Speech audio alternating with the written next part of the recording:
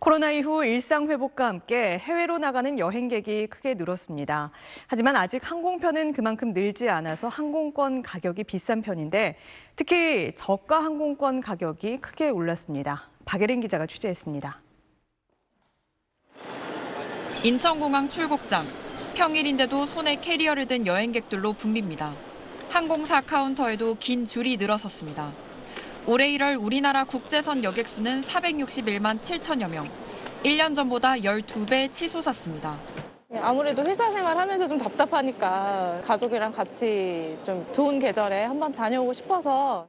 일본이나 동남아 지역으로의 여행 수요가 급증했는데 주로 이 노선을 취향하고 있는 저비용 항공사의 항공권 가격의 고공행진 추세가 뚜렷합니다.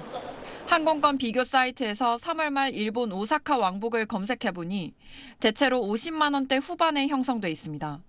코로나 이전 주로 20만 원에서 30만 원대였던 것과 비교하면 크게 올랐습니다. 성수기인 5월 초의 경우 가장 싼 게 61만 원대로 65만 원인 대형 항공사 티켓값과 큰 차이가 없습니다. 전반적으로 너무 비싸져서 이 돈 주고 가야 되나 싶기는 했는데 다 너무 비싸져서 어쩔 수 없이. 국제선 운항 편수가 아직 코로나 이전 수준으로 늘지 않아 공급이 수요를 따라가지 못하고 있고 국제 유가 상승에 따라 유류 할증료가 오른 것도 영향을 줬습니다.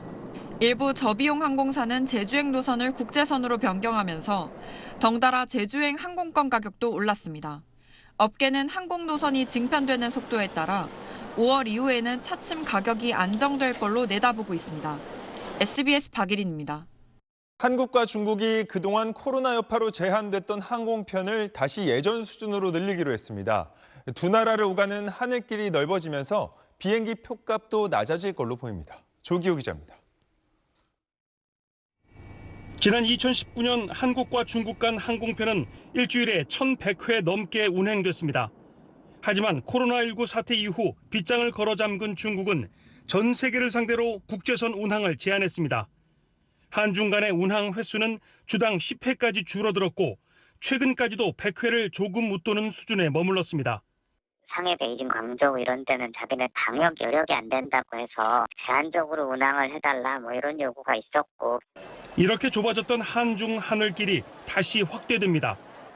국토부는 코로나 이전 수준으로 한중 노선 운항을 확대하기로 중국과 합의했다고 밝혔습니다. 이에 따라 양국 항공사는 각각 주 608회씩 운항할 수 있는데 우선 이달 말까지 노선을 주 200회 이상으로 증편할 계획입니다. 당장 대한항공은 2020년 3월부터 중단한 베이징 노선을 오는 19일부터 주 4회 운항하는 계획을 추진 중입니다. 한중 노선 증편 관련 내부적인 준비를 하고 있으나 아직까지 확정된 사항은 없습니다. 이에 따라 항공료 부담도 줄어들 전망입니다. 턱없이 부족한 항공편 때문에 한중 간의 항공표 가격은 중국 현지에서 100만 원을 훌쩍 넘기도 했습니다. 지금도 베이징 노선 편도 항공권 가격은 70에서 80만 원 수준입니다. 한편 중국 정부는 한국발 입국자에 대한 중국 도착 후 PCR 검사를 폐지했습니다. SBS 조교입니다.